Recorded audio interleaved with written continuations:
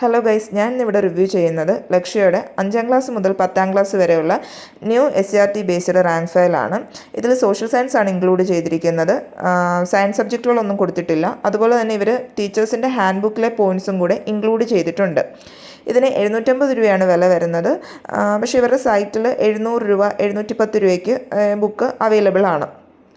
ഇതിൽ നമുക്ക് നോക്കിയാൽ മനസ്സിലാവും 5ാം ക്ലാസ് മുതൽ 10ാം ക്ലാസ് വരെയുള്ള എല്ലാ ചാപ്റ്റേഴ്സും പാർട്ട് 1 പാർട്ട് 2 എന്ന് പറഞ്ഞ് അവർ ഡീറ്റെയിൽ ആയിട്ട് കൊടുത്തിട്ടുണ്ട്.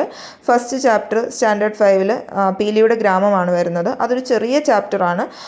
അതിലെ പോയിൻറ്റ്സ് എല്ലാം അവർ ഇൻക്ലൂഡ് ചെയ്തിട്ടുണ്ട്. ഇപ്പം ചാപ്റ്റർ 2 നോക്കുവാണെങ്കിലും എല്ലാ പോയിൻറ്റ്സും ഇൻക്ലൂഡ് ചെയ്തിട്ടുണ്ട്. ബോക്സസിലാണ് കുറേ പോയിൻറ്റ്സ് ഒക്കെ വരുന്നത്. അന്നേരം നമുക്ക് ഇമ്പോർട്ടൻ്റ് ആയിട്ടുള്ള പോയിൻറ്റ്സ് ഒക്കെ അങ്ങനെ കൊടുക്കുന്നത് വളരെ ഉപയോഗമായിരിക്കും. പിന്നെ അധിക വായനയ്ക്ക് അല്ലെങ്കിൽ scrutinising series, quick look, smack dab എന്നൊക്കെ ഹെഡിങ് കൊടുത്ത് അവർ കുറച്ച് ബോക്സസ് ഒക്കെ ക്രിയേറ്റ് ചെയ്തിട്ടുണ്ട്. അത് ഇൻട്രസ്റ്റിംഗ് ആയിട്ട് എനിക്ക് തോന്നി.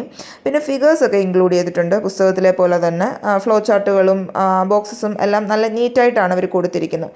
ലക്ഷ്യയുടെ ബുക്ക് വാങ്ങിച്ചിട്ടുള്ളവർക്കറിയാം, അവരങ്ങനെ പോയിൻറ്റ്സ് ഒന്നും കളയത്തില്ല, മാക്സിമം ഇൻക്ലൂഡ് ചെയ്യാൻ ശ്രമിക്കും. ലക്ഷ്യയുടെ റാങ്ക് ഫയലുകളാണെങ്കിലും അതിൻ്റെ എല്ലാം ഒരു ക്വാളിറ്റി ഇപ്രാവശ്യവും അവർ മെയിൻറ്റെയിൻ ചെയ്യാൻ ശ്രമിച്ചിട്ടുണ്ട്.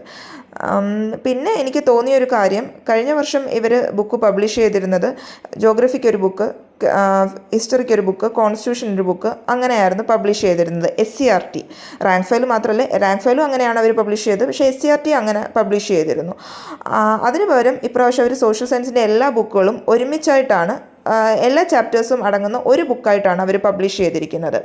അതിന് പകരം അവർ ഹിസ്റ്ററിയുടെ ചാപ്റ്റേഴ്സ് എല്ലാം ഒരുമിച്ച്, ജോഗ്രഫിയുടെ ചാപ്റ്റേഴ്സ് എല്ലാം ഒരുമിച്ച്, കോൺസ്റ്റിറ്റ്യൂഷൻ്റെ ചാപ്റ്റേഴ്സ് എല്ലാം ഒരുമിച്ച് അങ്ങനെ കൊടുത്തിരുന്നെങ്കിൽ വളരെ ഉപയോഗമായിരുന്നു.